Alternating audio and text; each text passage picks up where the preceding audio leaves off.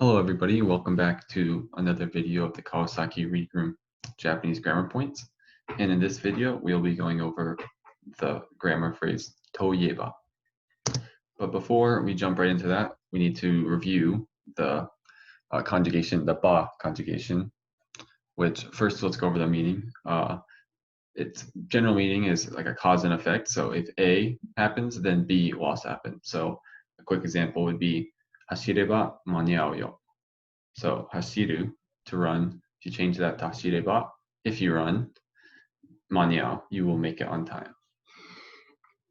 And then the conjugation, so new verbs just change to reba, and then u verbs change, the last consonant changes to eba. So if it were, for example, a ku verb, it'd be keba, or if it was like ended in su, it would be teba. So it just changes like that.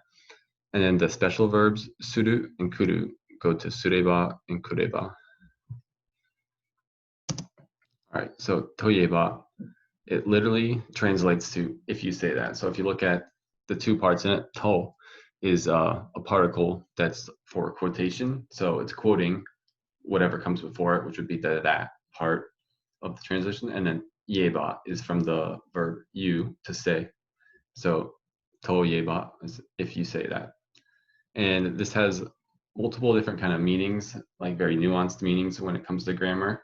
So today we're just going to be going over one, which is mainly focused on bringing up a connection between two things. So A toyeba B, which doesn't really make sense kind of on its own. It's kind of hard to make a concise way of the meaning of this grammar point, but it'll make more sense as we see some examples.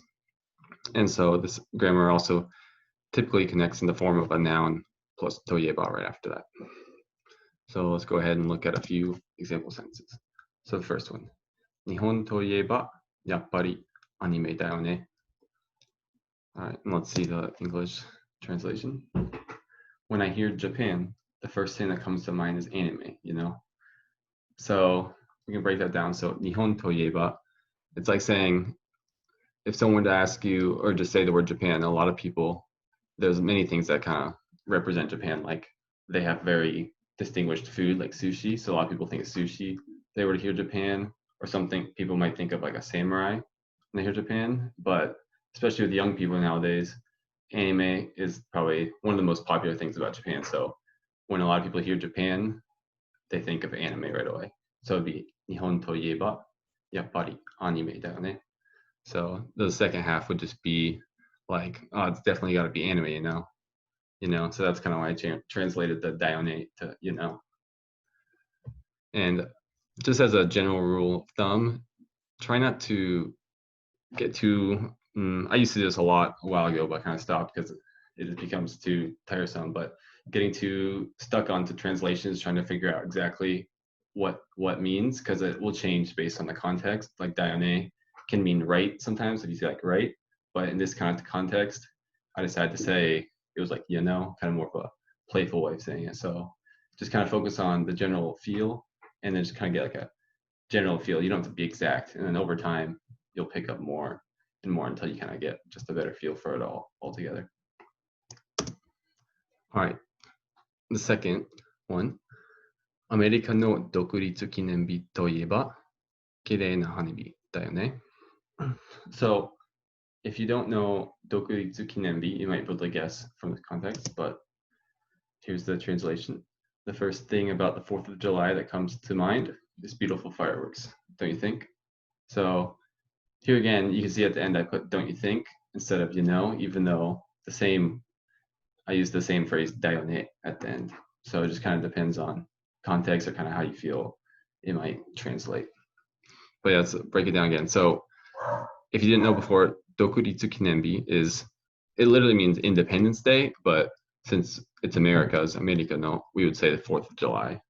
And then if someone were to talk about the 4th of July, a lot of people have many experiences watching fireworks shows, and that's probably the most recognized thing about the 4th of July. So, America no Dokuritsu Kinenbi to ieba, kirei na hanabi da yo ne. So, if you said 4th of July, you'd probably think of very beautiful fireworks.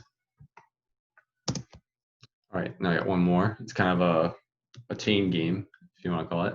So, natsu to ieba, excuse me, natsu to ieba, picnic.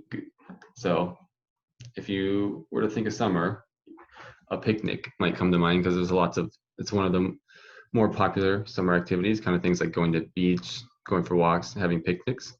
And then, so, picnic to ieba, suika. So, as you can see from these pictures in the middle one, there's lots of different kind of foods you might bring to a picnic, but one of the most popular ones is definitely a watermelon, suika, and then suika to ieba tane. So one of the most, I guess, distinguishing features of watermelons, at least for me, is how it has so many seeds. So when I think of a watermelon, a lot of times I think of how many seeds they have. But yeah, so maybe this might be able to help you kind of get the idea of how it connects two items, kind of just if you say one thing, what's kind of like one of the first things that pops up in your mind and that you think of. All right, and that'll be the end of this video. Thank you for watching. Some of this. Hope it helped a little bit, and just keep on listening and having fun. Thank you.